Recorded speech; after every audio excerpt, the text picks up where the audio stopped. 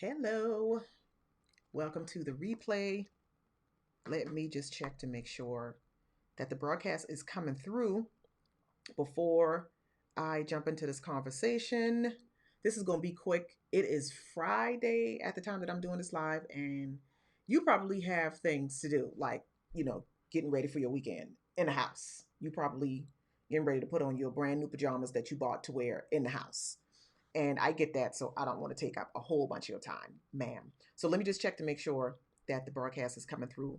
Okay, make sure I'm live, and then we're going to jump right into this because what I'm going to talk about in this conversation is something that I know for a fact a lot of us are dealing with, and we need to talk about it because none of us should just be dealing with it by ourselves or feel like it's just us because it's not. And I'm I'm one of those people like let's just talk about it. Let's just talk about it to get it out in the open, to get things clarified, and to make sure that we are straight. So if this is your first time here, hello, welcome. I am Mo James, confidence strategist and founder of the Confetti Collective. And here at the Confetti Collective, we um, inspire women like you to take responsibility, take ownership, and take up space in your life. And right now, you might be feeling mentally exhausted because all of those three things that I just said, you know, it's a lot. And I admit that it's a lot, and we can manage it, we can handle it if we are prepared to do that. If we have the right tools in place, if we have the right support in place, if we have the right resources in place, in addition to cookies and wine. Exactly. So, what I want to talk about is what it means to be mentally exhausted. Because, again, as women, we have such full existences that it could be hard to recognize when we are at that place. And we don't know it until we hit the wall or until we get sick. Our body fails us, or, we just spaz out on people in the middle of the grocery store line. Like it, I would like us to be able to recognize it before we get there. So in our day to day, we can manage it a little bit better. So that's why I want to have this conversation. And I've actually been having repeated versions of this conversation over the last couple of weeks, rightfully so, with everything that's going on in this world. This is a normal response. Being mentally exhausted is a normal response to everything that we are dealing with right now. So if you are mentally exhausted, you're not alone. You are normal, because this that we're dealing with is not normal. So I want to give you a few symptoms of what mental exhaustion could look like, because we know what it means to be physically exhausted, right? Like, we've done some labor intensive work. We went running, we worked out. Like, can I tell you that both my hamstrings and my quadriceps, my thigh muscles are sore right now. I've been back lifting weights and doing my workouts more consistently, and my body is telling me that, yeah, you haven't been doing this in a while. So we know what physical exhaustion feels like, but I want to talk about mental exhaustion just so we could all be clear, um, and better identify if this is us. So you might be mentally exhausted if you are dealing with any or all of these things. You might be feeling low or no motivation at all. Like, you just don't want to do anything. It's just blah. You might be anxious. You might be stressed and not really know why. You might be irritable. People doing their people activities could be getting on your nerves, like, really bad. You might be feeling helpless. You might be feeling lost or overwhelmed.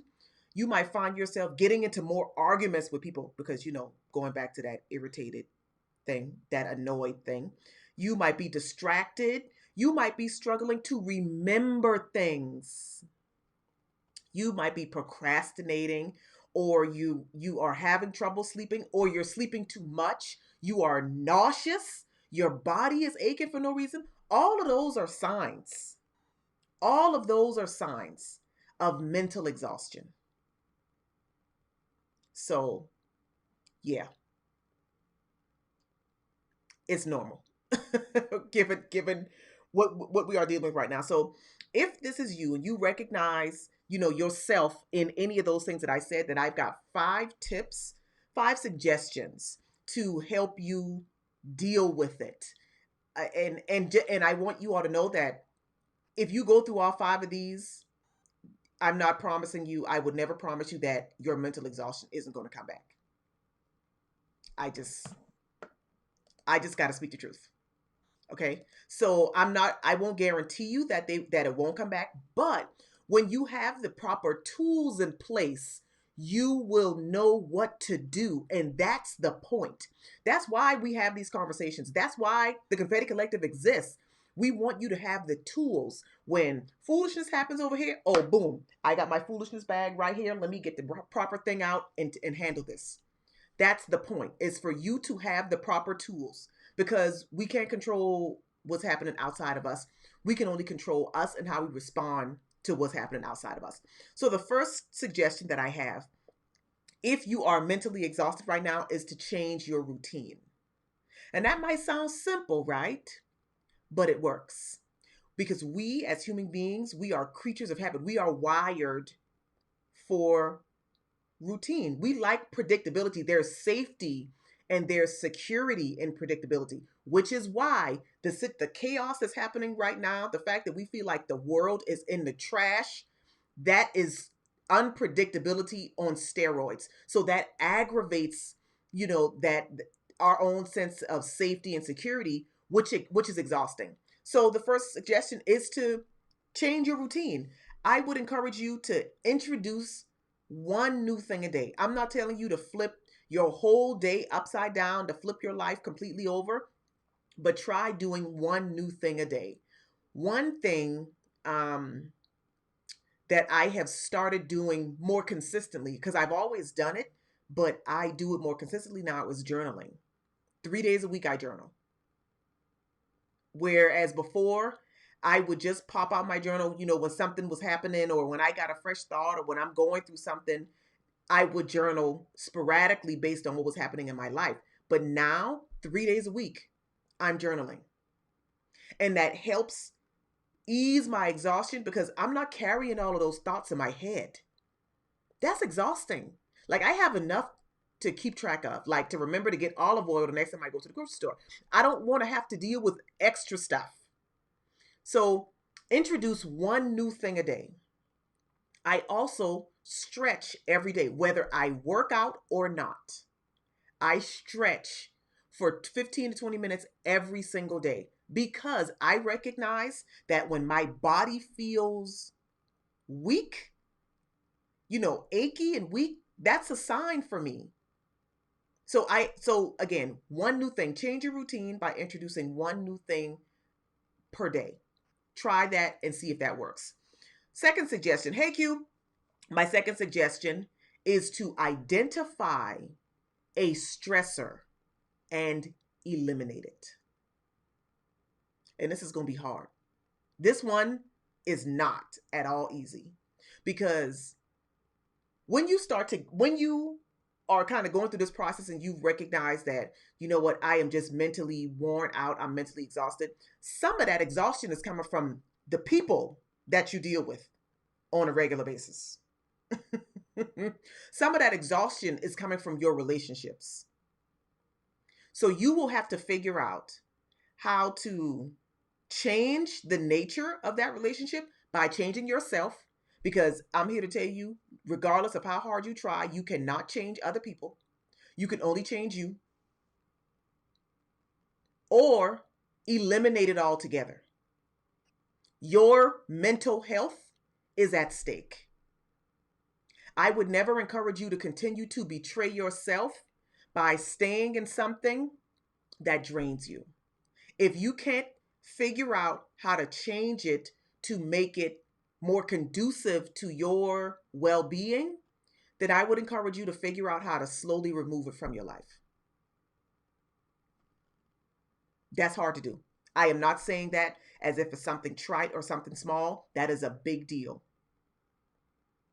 But again, if you recognize that it is draining you to the point of exhaustion, like, what other choice do you have? You don't have any other choice. Because to not do it, to not make that hard choice, you are signing up and you become complicit in your own destruction. So that's my second suggestion. Identify the stressor and change or eliminate it. That might be changing how you show up to the stressor event, to the stressor environment, or eliminate it altogether. That's the second suggestion. Third one, you all should not be surprised to hear me say this, is to practice self-care. And I do not mean self-care like going to the nail shop. If that's not what self-care is for you. If that's what it is for you, great. And your budget will allow you to do more of that, do it. But for others, self-care might look like you drinking more water. You committing to drinking a certain amount of water every day. I'm sitting here with my self-care might look like taking your vitamins. Self-care might look like choosing to eat a fruit or a vegetable, one additional fruit or vegetable every day. I just ate some eggplant before I started this broadcast. I made eggplant marinara, and it's good. Self-care might look like reading for enjoyment. It might look like rest. It might look like moving your body. You know what you need. You know what you need. The key is giving yourself the space, the permission, the room to give yourself what you need. Because continuing to deprive yourself of what you need adds to your exhaustion. Just like I said, you become complicit in your own destruction. You all see me sitting here with this glove on during my lives. This is like an arthritis glove. It's lined with copper. I wear this glove because as much as I sit at this computer and work and point and click and type, my hand will cramp up by the end of the day if I do not wear this glove all day long. So for me, a simple act of self-care is making sure that I don't work without this glove on. Self-care is taking care of self. I take care of myself in this small way. It's me making a promise to myself that I'm going to nurture me in this way and keeping my own promises. I think especially as women, because we're nurturers and we're givers and all of those things that society puts on us, we will break promises to ourselves before we will tell somebody, you know what, on second thought, I can't do it. And that's really sad. Let's stop that. Let's stop that. Like from this point on, let's decide we're not going to do that anymore. Practice self-care. If you are at a loss for other things that you could do, the last 2 or 3 blog posts on the Confetti Collective blog specifically focus on self-care. One talks about how self-care impacts mental health. What I'm talking to you and what I'm offering you is not just something frou-frou to make you feel good, but it has an impact on your mental health. So there's a blog post on the blog about that. There's another blog post that is about self-care during the holidays. At the time that we're having this conversation, we are 2 weeks away from Christmas. There's the blog post gives you like 5 simple things that you can do during the holidays. There's another blog post on the blog that is 17 ways to make self-care a priority in your life, because it actually should be a priority. You should practice self-care before you do anything else. Before you take care of anybody else, take care of yourself. Make you number 1 on your priority list. So head over to the blog if you need some tips, just a boost for some more activities that you can do. My 4th suggestion to help you deal with your mental exhaustion is to practice mindfulness. Okay. Now, I know saying that word, sounds really like, girl, whatever, Mo. Like, I don't even know what that means.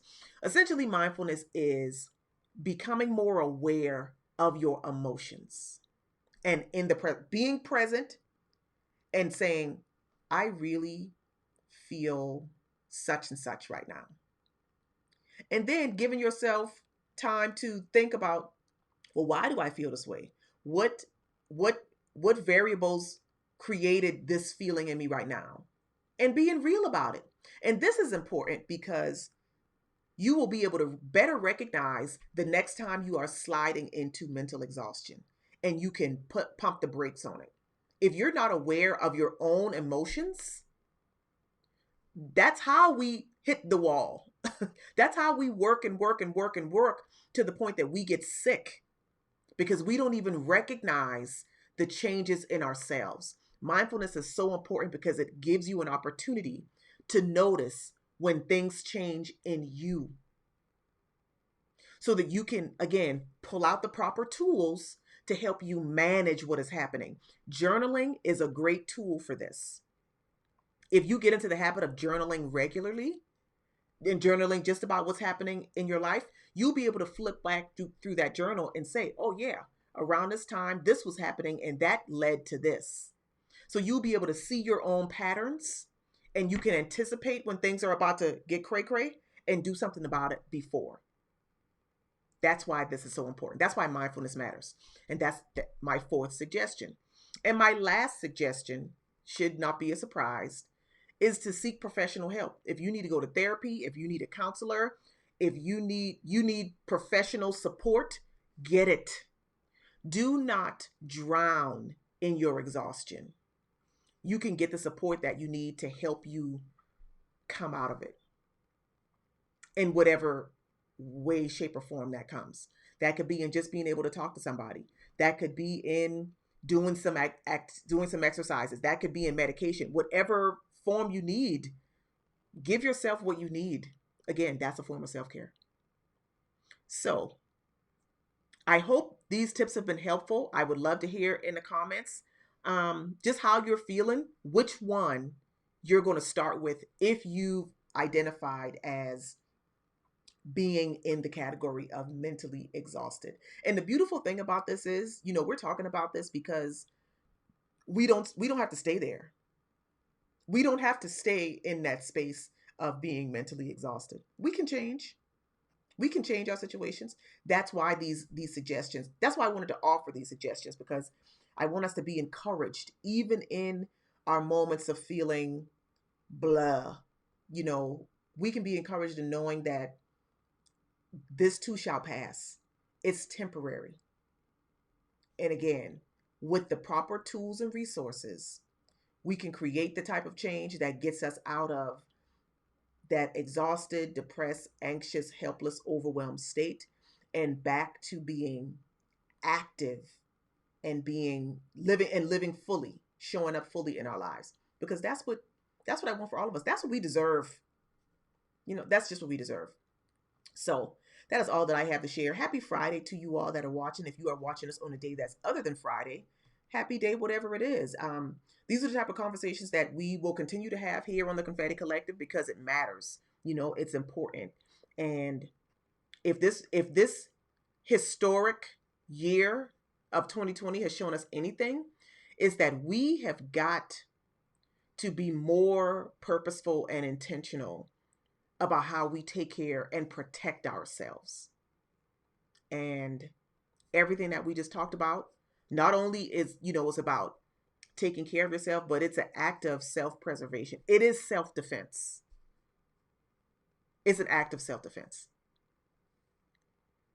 We deserve to be protected, and sometimes we have to do it ourselves. So I thank you all so much for tuning in. I appreciate you for being a part of this community. If you are new to this community, welcome. And don't be a stranger. So until my next broadcast, I will catch you all later. Bye.